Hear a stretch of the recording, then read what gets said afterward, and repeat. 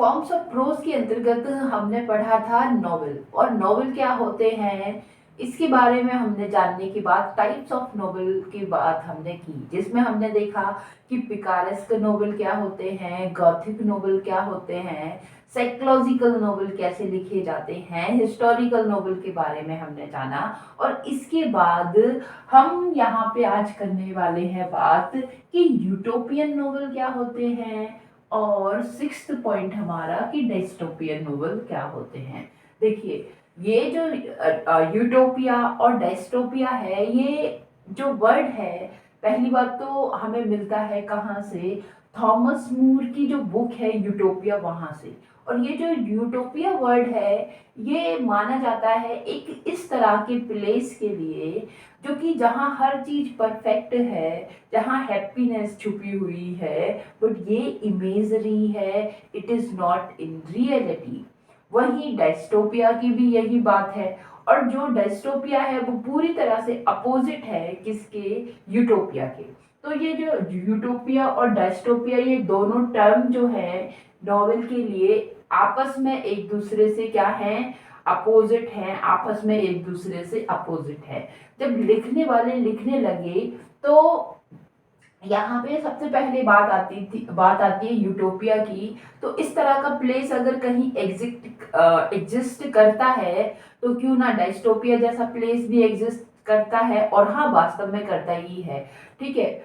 और अगर हम यूटोपिया की बात करें तो आप को गाने याद आएंगे, जब आप इसे पढ़ोगे तो आपको बहुत अच्छा भी लगेगा कि लेके चलो तुझको एक ऐसे देश में मिलती है जहाँ खुशियाँ, है ना। तो इतने अच्छे इस तरह का इमेजिनेशन और कल्पनाओं से भरा हुआ, जहाँ सारा सब कुछ अच्छा है, परफेक्ट है, खुशियां हैं, जहाँ हैप्पीनेस है, जहाँ गम की कोई बात ही नहीं है।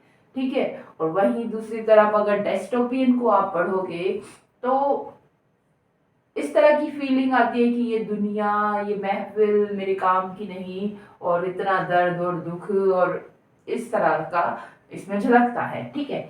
अब यहाँ देखिए, अब हम अपने काम की बात करेंगे कि हमारे पेपर में किस तरह से क्वेश्चन आएंगे और पूछे जाते हैं क्या। कि यूटोपियन नोवेल की बात करें तो सबसे पहला पॉइंट हमें याद रखना है कि सर थॉमस मूरे की बुक है यूटोपिया, और ये आई थी 1516 में, है ना। सर थॉमस मूर की जो बुक है यूटोपिया, ये आई थी 1516 में। और ये एक ऐसे प्लेस की बात करती है that is full of imaginary, जो कि स्ट्रेंज भी है, और जो कि जहाँ पे हर चीज परफेक्ट है, जहाँ पे बहुत सारी खुशियां हैं, इस तरह का ये जो नोवेल है बात करती है। और क्या होता है, ये एक ideal place, perfect place with ideal characteristics. यहाँ पे जो रहने वाले हैं, जो पात्र हैं, जो चरित्र करेक्टर बनाए जाते हैं, वो भी कैसे हैं, बड़े ही आइडियल हैं, उच्च कोटि के हैं। It is a prevalent literary motif, especially in science fiction and fantasy। और ये क्या है कि ये बड़ा ही, ये जो यूटोपिया है ना, इस तरह का जो लिखना है, ये बड़ा प्रीवेलेंट है। प्रीवेलेंट मतलब प्रचलन में है। लिखने लिखने वाले इस तरह से बहुत लिखते हैं, पर वो किस तरह के वर्क में लिखते हैं, उनकी थीम और मोटिव, स्पेशली जब वो साइंस फिक्शन लिख रहे हैं, फैंटासी लिख रहे हैं, तो अपनी साइंस फिक्शन में वो जो एक इस संसार से परे किसी दूसरे संसार की कल्पना करते हैं, फैंटासी में जब वो कल्पना करते हैं, तो वो उनकी इमेजिनेशन में क्या होता है, एक परफेक्ट वर्ल्ड, एक प्लेस परफेक्ट, जहाँ सब कुछ है अच्छा अच्छा, इस तरह का जो प्लेस है वो उनकी क्या होता है, बड़ा ही प्रचलन होता है, प्रचलित है इस तरह के लिटरेचर में, उस लिटरेरी थीम के लिए, मोटिव के लिए। ठीक है। मोटिव क्या होता है, इसको हम बहुत अच्छी तरह से पढ़ा चुकी हूँ, आपको बता चुकी हूँ। अगर आपको नहीं पता तो प्लेलिस्ट में जाके देखिए, मोटिव के बारे में बड़ी अच्छी तरह से डिस्क्राइब किया है। ठीक है। और यहाँ क्या है, डिस्क्रिप्शन ऑफ जियोग्राफिक रीजन। हाँ, तो यहाँ पे है ना, जो वहाँ का प्लेस है, उस प्लेस का कि कैसा है, हरा भरा है, सुंदर है, झरने हैं, पेड़ है, पौधे हैं। ठीक है। और इस तरह के एनिमल है कि कोई किसी को हार्म नहीं करता, तो वहाँ पे ना जो ज्योग्राफिकल जो डिस्क्रिप्शन है वो यूटोपियन में हमें देखने को मिलती है। होता है sceptical of the society's problem. तो यहाँ इस वाले नोबल में जो होता है ना वो क्या होता है कि जो प्रॉब्लम है ना, प्रॉब्लम की उलझन में वहाँ के करेक्टर नहीं फंसते, वहाँ पे कोई प्रॉब्लम होती नहीं है। स्केप्टिकल का मतलब होता है उलझन। तो sceptical of problems was not there, है ना, इज नॉट देयर। इस तरह के नोवेल में प्रॉब्लम्स की बात नहीं की जाती। यहाँ आप देखिए Republic by Plato, Crystal Age by Crystal Age by W.H. Hudson और Island by Aldous Huxley. Aldous Huxley ये बड़े इंपॉर्टेंट हैं, आप इन्हें याद रखें, एल्डस हक्सले। ठीक है, तो ये हमने बात की यूटोपियन नोवेल के बारे में। यहाँ पे हम बात करेंगे डेस्टोपियन नोवेल के बारे में। तो यहाँ पे क्या है, opposite to perfect utopian society. ये जो नोवेल है, ये जो वर्क है, ये क्या है, पूरी तरह से अपोजिट है किसके, इस परफेक्ट यूटोपियन सोसाइटी के। यहाँ पे बैड, हर चीज बुरी है, फुल ऑफ डिप्राइवेशन, वंचित है हर व्यक्ति, हर किसी, कोई किसी चीज से उसे जो डिमांड है, उसकी वांट है, वो उसे डिजायर है, मिल नहीं पाता।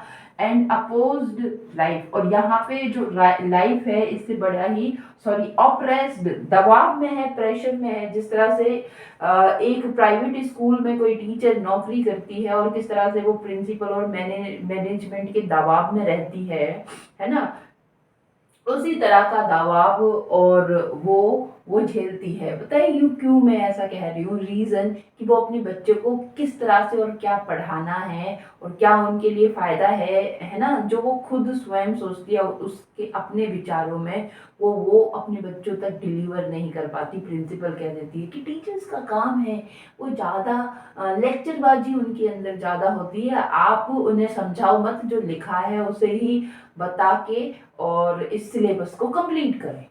ठीक है, तो इस तरह का ऑपरेशन मतलब ये होता है। ठीक है, नेक्स्ट है governmental training and exploitation of people. तो इस तरह की नॉवेल्स में क्या दिखाया जाता है, दिखाया जाता है कि जो गवर्नमेंट है, जो गवर्नमेंट मतलब क्या, हमारी जो सरकार है वो क्या करती है, बड़ी ही निर्दयी होती है, तानाशाह होती है, वो अपनी पावर को दिखाने का काम करती है।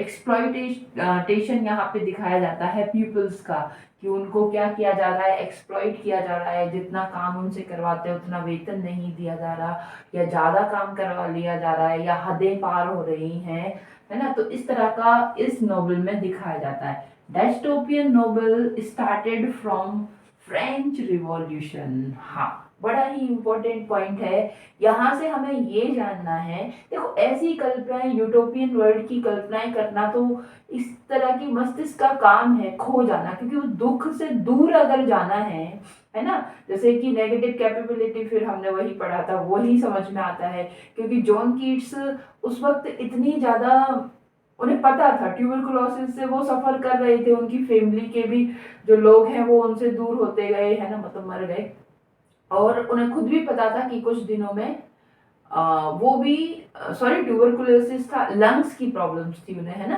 तो वो उनसे दूर हो जाएंगे। तो वो जानते थे इस बात को, तो वो जो अपना जो दुख है, तो वो अपना जो दुख है वो पोइट्री के थ्रू वो बताने का काम किया। और किस तरह से कि वो जो अपने दुख से जब बहुत दूर गए, बहुत दूर जाने का काम उन्होंने किया, तो उन्होंने इमेजिनेशन क्रिएट की, और इतनी imagination beyond our sensory, beyond our senses, कि हमारी जो सेंसेस जो सेंस करती हैं उससे भी परे की एक इमेजिनेशन, और उस इमेजिनेशन में फिर वो कुछ ही करते हैं, है ना।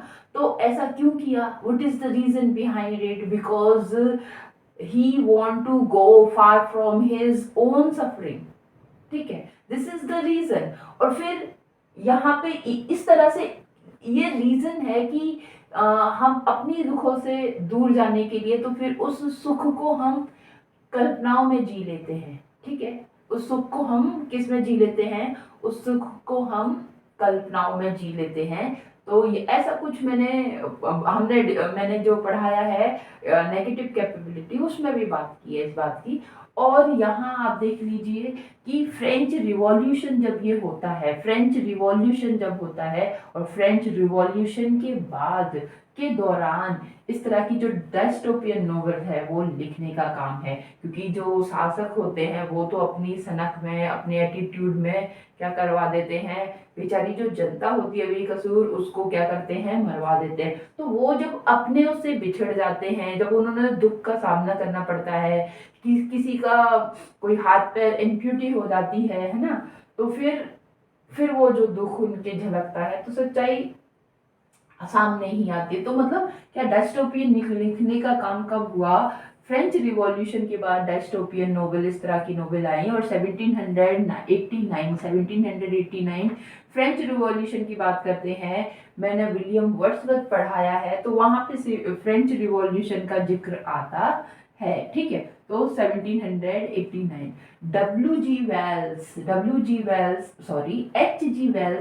जी वेल्स और इनका जो नोवेल है the time machine 1895 dystopian novel के लिए है और इसे हमें पढ़ना चाहिए, याद रखना चाहिए, आ सकता है।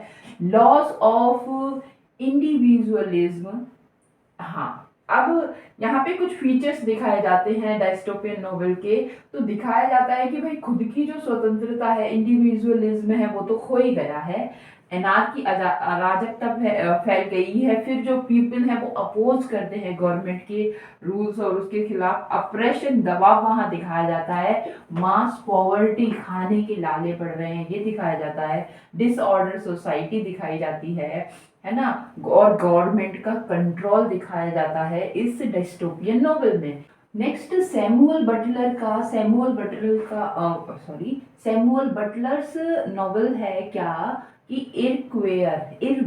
इरवूम, और इसका ये क्या है, एनाग्राम है, और इसका एनाग्राम जब इसको पलटेंगे तो हो जाएगा नोवेयर, नोवेयर, है ना। और ये क्या है, एक नोवेल है और एक डायस्टोपियन नोवेल है। यहाँ पर दिखाया जाता है कि जो सिक पीपल होते हैं, बेचारे बीमार लोग होते हैं, तो उनको पनिश किया जाता है, जबकि जो थीव्स होते हैं इनको क्योर्ड किया जाता है। और इसको वो क्या मानते हैं, इसको एक रूल मानते हैं, है ना। तो इस तरह का नोवेल है सैमुअल बटलर का। एल्डस हक्सले, देखो डायस्टोपियन यूटोपियन में आप याद रखें, ये कहाँ लिखे मैंने, हाँ ये रहा, हक्सले। एल्डस हक्सले को हमें याद रखना है यूटोपियन के लिए भी, और एल्डस हक्सले को ब्रेव न्यू वर्ल्ड इसको भी हमें याद रखना है डायस्टोपियन के लिए भी। तो एल्डस हक्सले प्रोमिनेंट राइटर हैं इस तरह का नोवेल लिखने के लिए, तो इनको हमें याद रखना है। एच जी वेल्स का जो टाइम मशीन है इसको हमें बहुत अच्छी तरह से इनको नहीं भूलना है। और क्या है कि ये तो याद अपने आप ही हो जाएगा, इसे याद रखने की जरूरत नहीं है। और रिपब्लिक है प्लेटो का, तो किस तरह के उन्होंने रूल्स वगैरह की बात बताई है, एक परफेक्ट वर्ल्ड यहाँ से क्रिएट होता है, इसको याद रखना है ना। ये जो आइलैंड है एल्डस हक्सले का, इसको याद रखना है, ठीक है। और W.H. हडसन का जो वर्क है क्रिस्टल एज, याद रखने वाली बात है ये भी। और ब्रेव न्यू वर्ल्ड, देखिए ये डायस्टोपियन से अलग एक क्वेश्चन पूछा गया। और क्या पूछा गया कि ये जो एल्डस हक्सले की नोवेल है ब्रेव न्यू वर्ल्ड, बताइए कि ये जो ब्रेव न्यू वर्ल्ड है, ये जो टाइटल है ये कहाँ से लिया गया, ठीक है। तो जब आप हाँ, तो शेक्सपियर का जब हमें टेम्पेस्ट पढ़ते हैं, शेक्सपियर का टेम्पेस्ट, तो वहां पर ये लाइन आती है जब मिरिंडा क्या होता है, इस संसार को, लोगों को देखती है, तो फिर वो बड़ा ही सरप्राइज हो जाती है। तो फिर वहां पे ये लाइन आती है जब वो कहती है कि ये क्या है, ब्रेव न्यू वर्ल्ड है, ये तो बड़ा ही अलग दुनिया है, और वो भी कैसी है, ब्रेव है। तो यहाँ से ये इस तरह का एक क्वेश्चन पूछा गया है। तो एल्डस हक्सले को इस तरह से भी याद रखना है, सैमुअल बटलर को हमें याद रखना है एक रूम के लिए। और यहाँ याद रखना है कि डायस्टोपियन नोवेल में कैसी सोसाइटी, कैसा एनवायरनमेंट होता है, क्या थीम होती है, क्या मोटिव होता है राइटर का, और यूटोपियन नोवेल में। होप करती हूँ कि इस लेक्चर से ये समझ में आया होगा और याद भी रह जाएगा आपके लिए, आपको अच्छा भी लगा होगा।